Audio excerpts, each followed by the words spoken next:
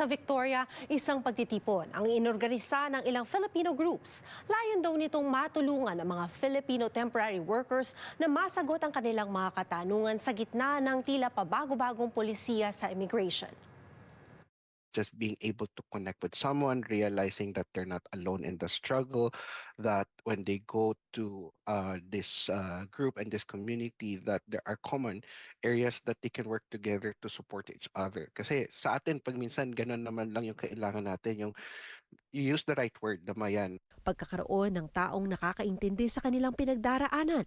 Yan daw ang isa sa mga kailangan ng mga bagong dating na Pilipino sa Canada.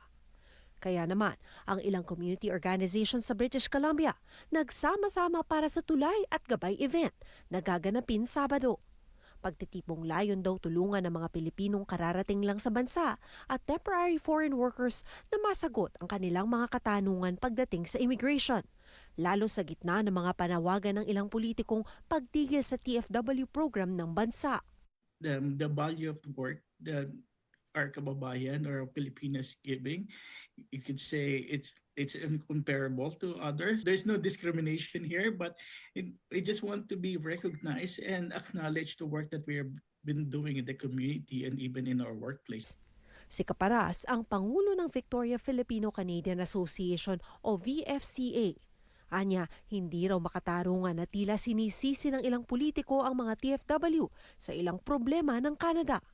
Malaking tulong daw ang mga TFW sa ilang sektor, gaya ng caregiving at healthcare.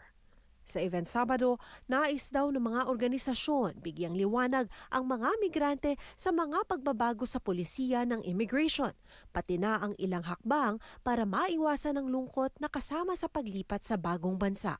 Could be emotional support, psychological support. It could be just a sense of community.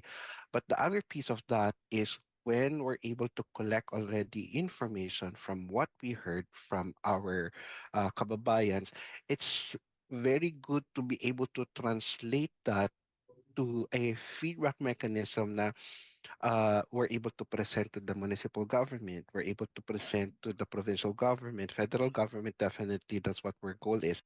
Anya, merong mga programa para sa newcomers ang British Columbia. Gayunpaman, ilap daw ang ilang Pilipinong gamitin ito. Bagay na layon daw tutukan at baguhin ng tulay at gabay ngayong taon. That's because either they don't have access to that information, they're not informed. Sometimes they have this mindset na nakakatakot, baka may bayad. You are contributing to the economy of BC or Canada, and these are supports that they're providing you for free. So let's take advantage of that. Gaganapin ang tulay at gabay September 20 mula alas 9 ng umaga sa Bayanihan Community Center sa Victoria.